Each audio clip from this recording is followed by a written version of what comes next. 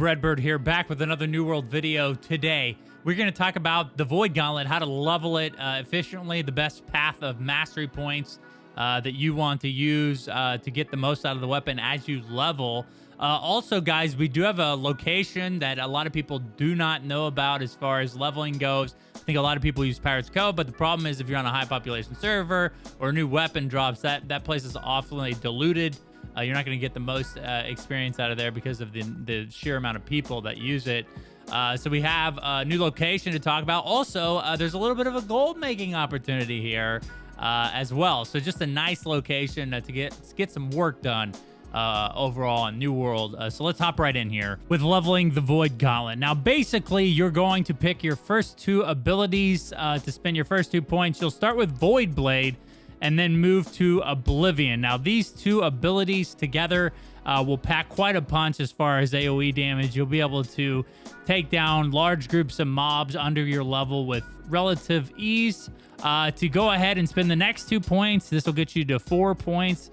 You will get to Fortified Blade and then Withering Oblivion. Now, these abilities together, these passes will give you a lot of defense. Fortified gives you 20% increased damage resistance or damage absorption, and then Withering Oblivion will weaken your enemy targets.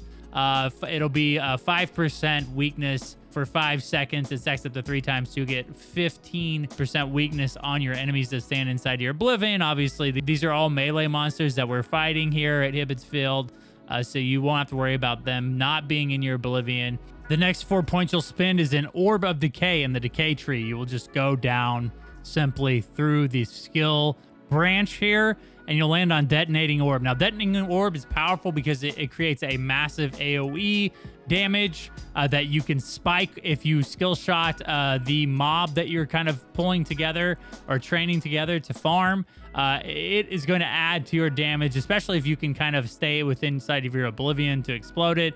We'll see later on, you'll get some bonus for being close to your enemies with damage.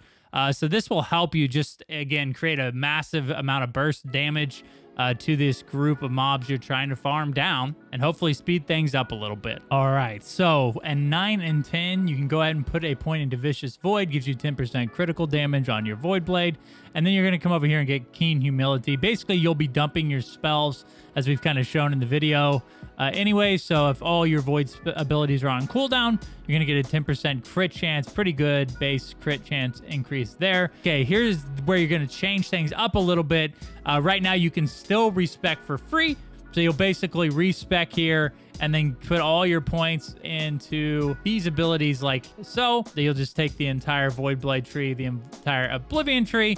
You'll come back over here, get Keen Humility. You go ahead and pick up Keen Confidence, which is a 10% critical chance while above 50% health. With your leeching and you know, the lower level mobs here, you should mostly stay above 50% health anyways, especially when we get the key passive in this tree. And then for your next point, go ahead and take Empowered Proximity. Empowered Proximity, you gain empowered when casting abilities within 5 meters of an enemy. Increases your damage by 10%, can stack up to 3 times. So of course, if you cast all 3 of your active abilities in the vicinity of an enemy, you can get a 30% increase in damage. So you go ahead and take that. And then, of course, once you get to your next mastery point, you will choose Void Caller. Now, Void Caller just basically rounds out this grinding build.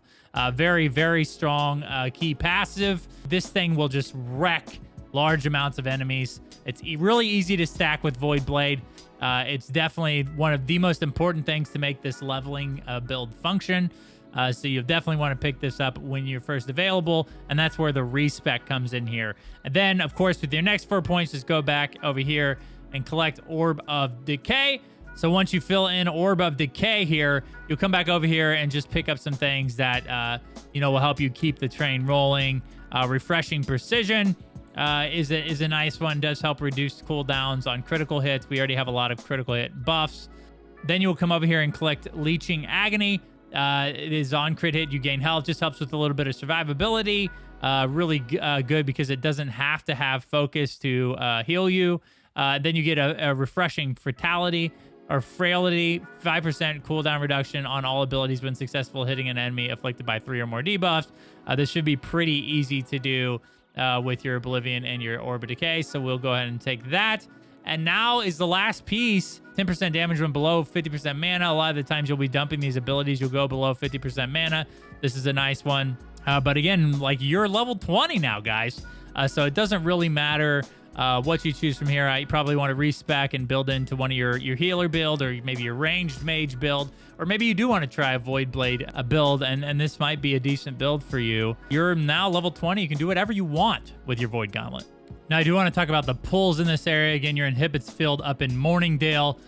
You will go ahead and run through the front gate, pull all those mobs at the beginning, shoot the dog, and then you'll run around in this left side of the fence.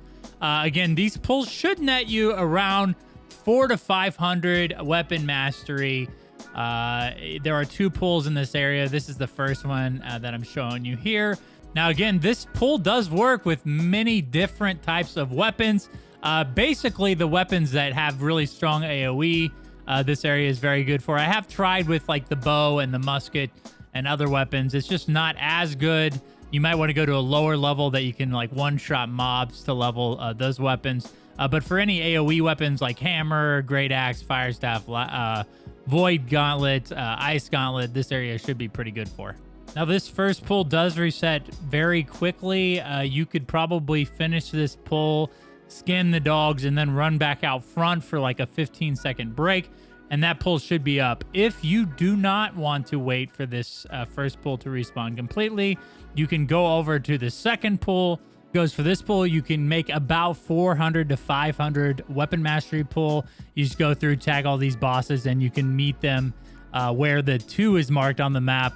Same goes for the first pull. You just want to generally pull in this area and then around to kind of create like a kill zone, if you will, for each of these mobs. And then if you do this pretty efficiently, you can make it back, and then by the time you make it back to the beginning, the first pull will be ready. You can just keep running this over and over again. It's very good weapon XP. Maybe not the best if you're comparing it to like a Pirate's Cove or something, but it definitely competes with those things, and there's a lot less competition. Now, I did promise a gold making opportunity in Hibbotsfeld as well. It turns out it's a very resource-rich environment. One of the main exports of Hibbotsfeld, if you will, is corn. There is a literal butt ton of corn in this area. If you check the map here, it is the best source of corn by far in Eternum. You just come up here, collect corn till your heart is full and your desires have been met. You can just easily put 2 pieces of corn together and make flour, a very popular item on the auction house, at least on my server. It usually sells for around 1 gold per flour. And guys, I've got left here with 4,000 to 5,000 pieces of corn. Now, it does take a little bit of time to gather, obviously, but by the time you've made the entire rotation, if you choose to go to the back part of the map, the other corn will have already respawned. You do have some opportunities to get as well as some herbs here for your Arcana. You also have a pig farm for just Rawhide. These pigs respawn every minute on the minute. There's at least 6 or 7 in that general area. So what you'll do is you'll just kill the pigs, skin them, and by the time you're done skinning them almost, they're back up. Not to mention the corrupted hounds that are around this area. You can skin them and get both thick and ironhide from them. All the chests on the map do carry your green refinement materials, so if you're low on those, you can stock up on those as well. All right, guys, well, that about does it. A little 2-for-1 special here. Now you know what progress of the mastery tree you'll use to level the Void Gauntlet, and you have a nice little place to do it in Hibbotsfeld. Maybe make a little gold on the side. Thanks for watching, guys. Let us know how you feel about Hibbotsfeld in the comments below, and we'll see you in the next video.